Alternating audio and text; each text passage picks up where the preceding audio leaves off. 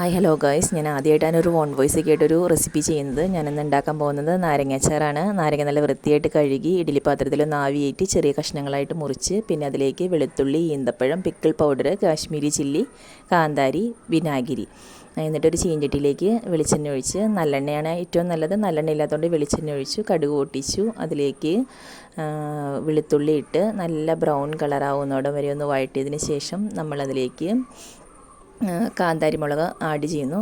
എന്നിട്ട് നല്ല രീതിയിൽ ഒന്നുകൂടി ഇളക്കിയതിന് ശേഷം പിന്നെ അതിലേക്ക് പിക്കിൾ പൗഡർ, കാശ്മീരി ചില്ലി ഇതെല്ലാം ഇട്ട് നല്ല രീതിയിലൊന്ന് നല്ലൊരു ബ്രൗൺ കളർ ആവുന്നോടം വരെ വഴറ്റുക. എന്നിട്ട് നമ്മൾ മുറിച്ച് വെച്ചിരിക്കുന്ന ഈന്തപ്പഴം ഇട്ട് മിക്സ് ചെയ്യുക.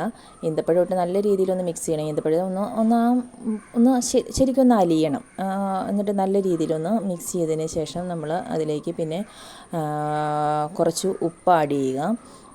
ഉപ്പ് ആഡ് ചെയ്തതിന് ശേഷം നമ്മൾ പിന്നെ അതിലേക്ക് മുറിച്ച് വെച്ചിരിക്കുന്ന ചെറുനാരങ്ങ, വിനാഗിരി ഇതെല്ലാം ചേർത്ത് നല്ല രീതിയിലൊന്ന് വേണമെങ്കിൽ ആവശ്യത്തിന് ചൂടുവെള്ളം വേണമെങ്കിൽ ഒഴിക്കാം കേട്ടോ.